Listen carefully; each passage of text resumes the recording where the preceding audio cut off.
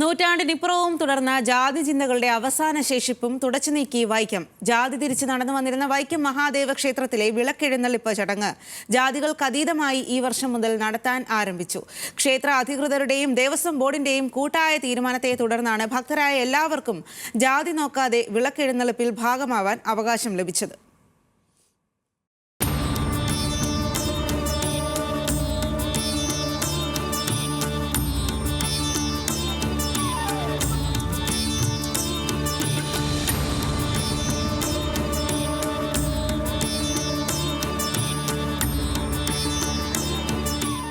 വൈക്കം മഹാദേവ ക്ഷേത്രത്തിൽ 12 വർഷത്തിലൊരിക്കൽ നടക്കുന്ന ചടങ്ങാണ് വടക്കുപുറത്ത് പാട്ട്.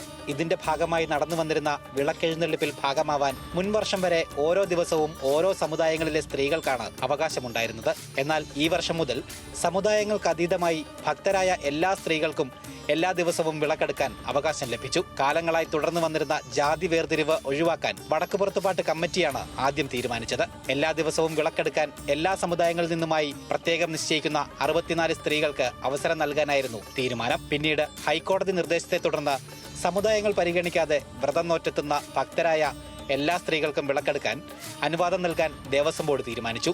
സാമൂഹ്യ മാറ്റത്തിന്റെ പുതിയ ചുവടുവെപ്പായി ആദ്യ വിളക്കെഴുന്നള്ളിപ്പിൽ വൈക്കത്തെ വിശ്വാസികൾ ഒരേ മനസ്സോടെ ഒന്നിച്ചു.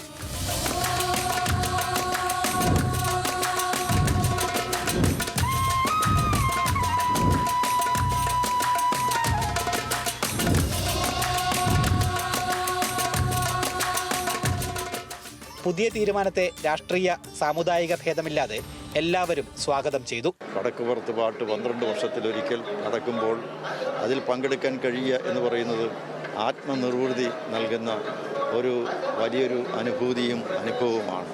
അതിൽ പങ്കെടുക്കാൻ എത്തിച്ചേരുന്നവരുടെ എല്ലാവരുടെയും ഹൃദയത്തിൽ ഒരേ വികാരം, ഒരേ ചിന്ത, ഒരേ ഭക്തി. അത് ഏകതയുടെ, ഏകാത്മതയുടെ ഉദാത്തമായ മൂല്യബോധമാണ് ജനങ്ങളിലേക്ക് പകർന്നു കൊടുക്കുന്നത്. വൈക്കം ക്ഷേത്രത്തിന്റെ വടക്കേ നടയിലെ കൊച്ചാലും ചുവട് സന്നിധിയിൽ നിന്നും കൊടുങ്ങല്ലൂർ ഭഗവതിയെ കുത്തുവിളക്കുമായി സ്ത്രീകൾ ക്ഷേത്രത്തിലേക്ക് ആനയിക്കുന്ന ചടങ്ങാണ് വിളക്കെഴുന്നള്ളിപ്പ്. ഏപ്രിൽ 13 വരെയാണ് വടക്കുപുറത്ത് പാട്ട് നടക്കുന്നത്.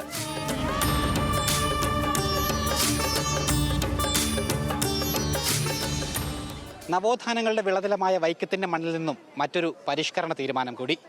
വൈക്കം സത്യാഗ്രഹത്തിന്റെ 100ാം വാർഷികത്തിൽ വൈക്കം അതിൻ്റെ ശേഷിച്ച ജാതി ചിന്തകളും ജാതി വേരുകളും കൂടി പറിച്ചെറിയുകയാണ്.